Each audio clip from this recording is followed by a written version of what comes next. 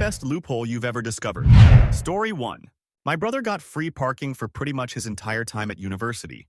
It was that golden period when the pay parking kiosks were able to accept credit cards, but before they were actually connected. They'd read a card and check it against a locally stored list of banned numbers, and once a month the meter maid would download the transactions, process them, and update the blacklist. My brother found that they'd accept those prepaid gift cards if they were backed by Visa or MasterCard, but couldn't check the available balance, so he'd buy one, use the balance up on whatever, then use the card for parking until the end of the month when it'd get processed, found to not have funds, and banned. Rinse and repeat. Guy saved probably $2,500 over his degree. Story 2.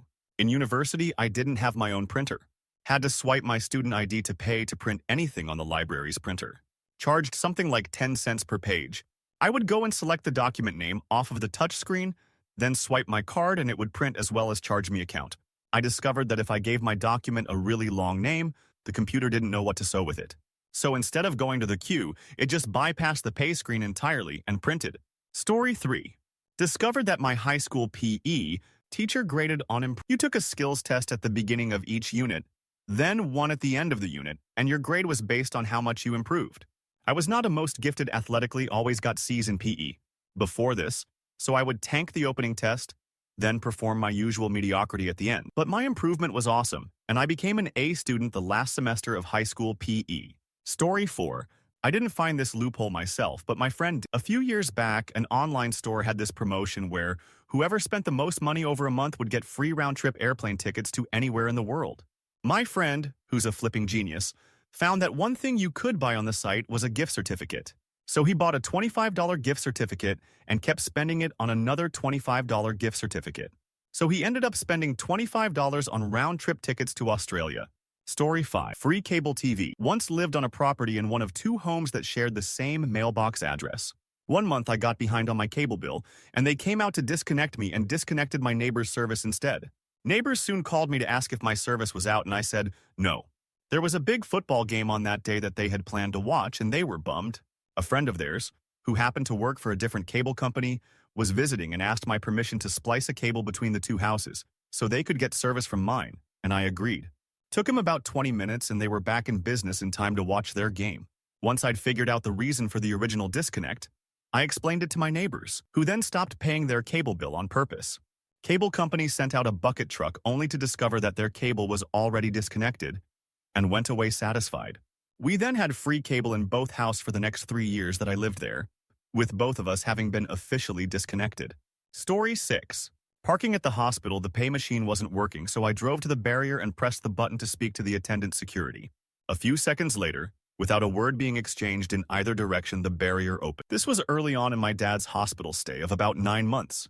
I didn't try paying again, just pressed the button at the exit barrier. Story 7.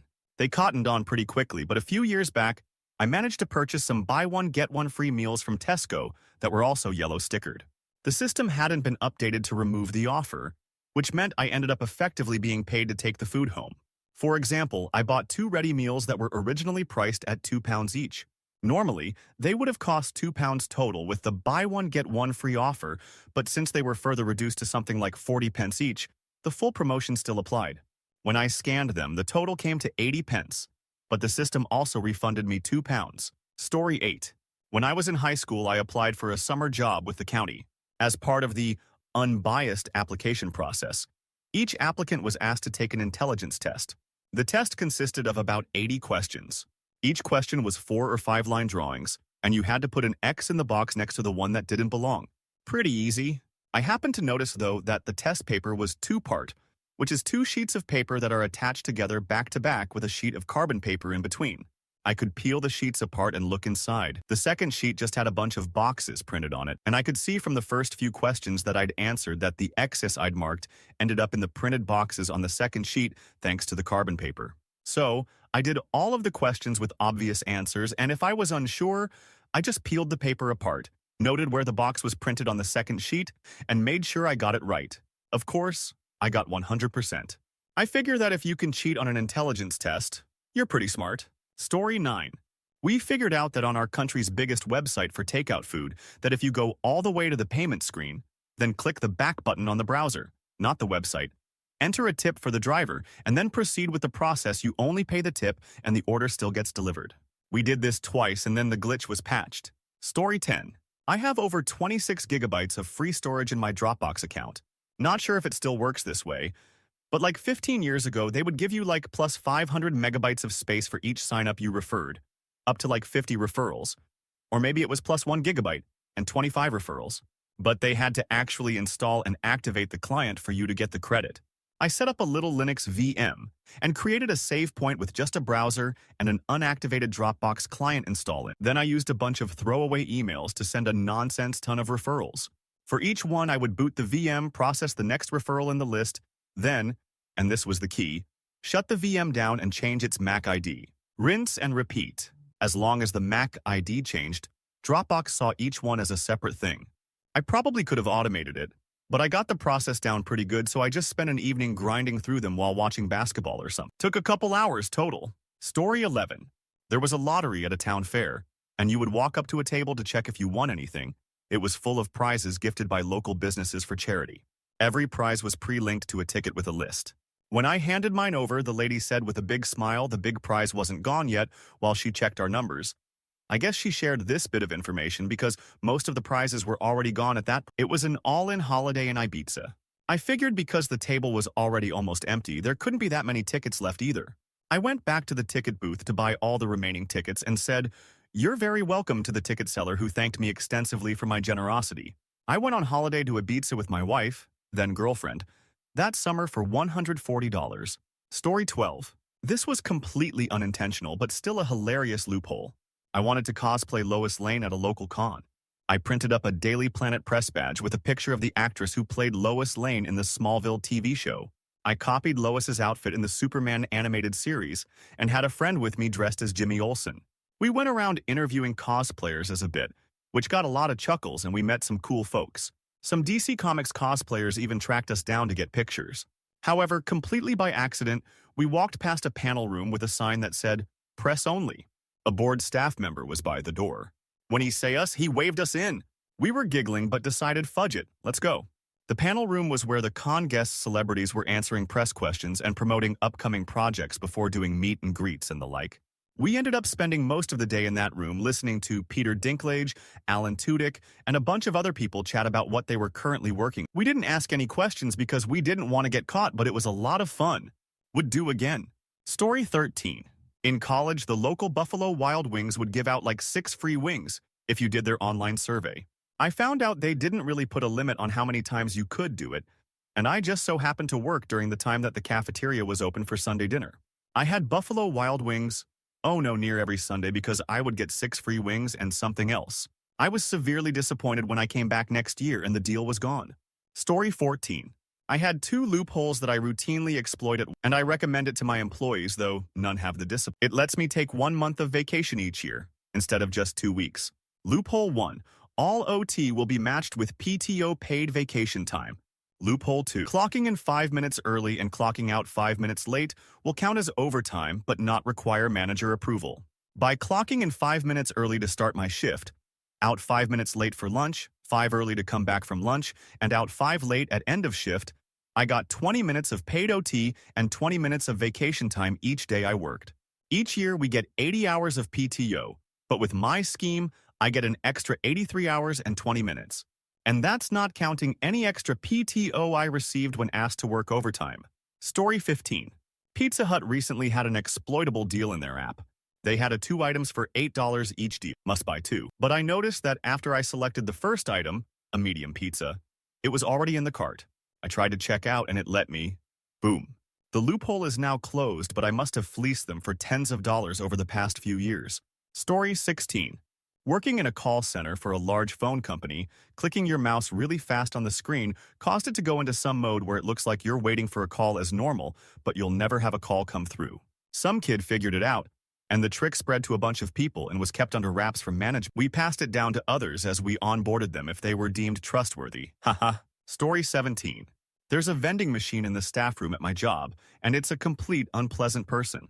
Food often gets stuck, especially the bags of chips. If this happens, the machine does at least automatically refund the money if you paid by card. So you just buy another item, use it to knock the first one down, and boom. 2 for 1. This machine is staff only, but none of the items are cheaper because of it. They're actually more expensive than the public machines. It has also stolen many people's coins over the years, so I don't feel bad for occasionally getting a free bag of chips. Story 18. My high school had a stupid rule that banned you from attending prom if you went to a Saturday detention that semester. I got in trouble and was assigned to Saturday D Hall, but my girlfriend really wanted to go to prom. I just kept skipping it, and they kept adding more until they rolled it into a day of actual suspension. They had no rule barring you from prom for an out-of-school suspension, so I got a day off and took my girl to prom. Story 19. When I was a young ski bum, we discovered phone operators counted the coins going into the phone for long-distance calls to make sure correct amount paid. Quarters made one sound, dimes another. We tape recorded $20 worth of quarters going into a payphone, with pauses at $5 increments so we could keep track, and just played the tape when the operator told us how much call would cost. Worked like a charm all winter. Our parents were quite impressed we weren't calling them collect. And one of the guys in our cabin came from France. Story 20. This is no longer relevant, but it saved me hundreds and probably thousands of dollars. In 1998, I bought a digital cell phone from AT&T that only had 90 minutes of talk time per month. The rep at the store told me that to save on my minutes, I could forward my number to my home phone, and I wouldn't be charged minutes. I asked what would happen if I forwarded to a different area code, and he told me that there is still no charge. Back in the 90s, long distance was very expensive by the minute. So I discovered that I could call my girlfriend, who was an hour away and technically long distance, by just forwarding my number to her number and calling my own cell phone. There was no charge for this talk time because it was a local call. I would get 10-page phone bills and would show 0.00 for every single one of those calls. I was 18 years old and we spoke every day and it didn't cost me a dime. Story 21. There was a shuffle you could do on the McDonald's self-serve screens where you'd add a cheeseburger and take all the toppings off. They'd refund a bit for every topping, and you'd be left with minus 10 cents at the end. Do it like 50 times and you got a free meal. We did it once or twice to get a free drink in summer before they changed it. Story 22. Are there any payphones around anywhere anymore? A long time ago I was using a payphone when there was a blackout. The electricity came back on within 5 minutes. The phone started dumping all the change into the coin return space. I must have gotten $4 to $5. It was 1978, so $4 to $5 was more then. I promptly drove to every other payphone I could find. It was a good day. Story 23. Back in 2013, Papa John's had a promo for the Super Bowl, where if you called the coin toss correctly, you would get a voucher for a free one-topping pizza. However, the only control in place was you could only enter the contest one time per email address. I created more than 60 emails, half of them calling heads, half tails. 8 free for 6 weeks. Story 24. I was working maintenance at McDonald's when they did a Best Buy Bucks promotion. Large sodas and large fries had a scratch-off that was worth at least $1 at Best Buy. I would go through the trash daily, pulling out all the discarded scratch-offs. I got a free computer that year for Christmas. I also had the poor cashier at Best Buy in tears. She had to manually scan each scratch-off and verify the dollar amount. Story 25. A few years ago, before I could drive, I used to get the bus to work. I would spend about £80 a 4-week on a bus pass each month. On the app on my phone, when I would buy the pass, it would stay on the app unused until I clicked the button, then it would start counting down 4 weeks. I figured out if I buy a 4-week ticket and back up my phone whilst it's unused, I could then reinstall the backup after a month and have a new unused 4-week ticket. I did this for about 3 years and saved nearly £3,000. I'm still happy about this. Story 26. I discovered a loophole for finding a job very quickly, especially remote jobs. Job recruiters look for resumes by searching sites like Indeed, Dice, ZipRecruiter, etc. Much like how you can SEO optimize a website to show up first in Google, you can also SEO optimize your resume to show up first when recruiters search your targeted job titles on these sites. Edit. For everyone asking how, I learned from the stickied post on RCS Career Hacking. Story 27. My brother and I absolutely rinsed casino sign-up bonuses one summer. Basically, the casinos would give you a chunk of bonus cash when you signed up and deposited some money. Hundreds of dollars. You couldn't withdraw this money until you'd done a certain amount of gambling. Essentially, we'd do the bare minimum of gambling on whichever allowed game had the best odds. Normally blackjack or a video poker variant. The amount we'd lose would on average be a tiny fraction of the bonus, so we'd be up loads. Then we'd take out the money and move on to the next casino. We did hundreds. Best summer job ever. We later chatted online to a dude who'd discovered an even better loophole.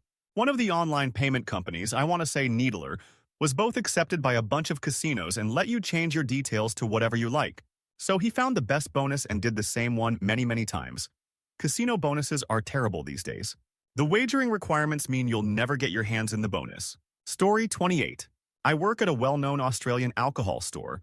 Up until very recently, the online store would mark down slabs, 24 bottles cans, of several different craft beers from $60 to $70 down to $24. This would only happen if you put 24 individual cans or bottles into your cart instead of a slab. This guy would click and collect 24 individual bottles every week. Obviously, the staff I worked with weren't going to unbox a slab into 24 individual bottles, so we just gave him a slab. Management told corporate about this several times over years, but they did nothing until one day the man came in and said they had closed the loophole. However, he was still able to just click reorder and got the same price that he had already been paying. The company makes billions in profits each year, so more power to him. Story 29. I live in a remote, rural area. We don't get UPS packages delivered on Tuesdays or Thursdays. When I order Amazon, it gives me the option to choose Friday delivery with a $1 to $2 coupon for digital order. I always choose that option BC. I'm not getting a Tuesday-Thursday delivery anyway. So I stack the coupons and get a bunch of Kindle books for free. Story 30. Michigan used to have a law that a minor could not plead guilty to a crime without a lawyer. I found this out by accident when I was 13 and used it 3 more times before I was an adult. What happens is that I, as a minor, would just plead guilty. They would then give me a sentencing date and let me leave. Then a week or so later, I would get a letter stating that it is not legal for me to plead guilty without a lawyer, and my case was dismissed or thrown out because of it. I got out of 3 minor in possession tickets that way. Story 31. There was a loophole in Sweden on Libero diapers. They sent out coupons to new parents, and the coupons could be used in self-checkout, and you only had to scan it, and you could keep it. So every time we bought diapers, we could use almost every one we've got, adding up to 50 to 80% off every time. It worked for a year, I think, before they fixed it. Story 32. Arby's had a promo where, if you signed up for their email address, they gave you a coupon for a free main. No purchase required. So I showed the cashier the coupon on my phone, and they just plugged it in. No unique code or anything. It expired in 3 months. So every day at work, I got a free sandwich. And on the last day, the cashier said, "Oh, we honor expired coupons." And that's how I got completely sick of Arby's. Story 33. I got $30,000 for free. Disclaimer, not in US. During my degree, I was on a full university scholarship that completely waived my tuition fees, provided I maintained grades above a certain threshold. This scholarship was offered directly by the university based on my strong academic performance in a national exam. Separately, there was a government scholarship meant for students from low-income households. Since my family wasn't well off and I got strong academic results on the national exam, I qualified for the government scholarship.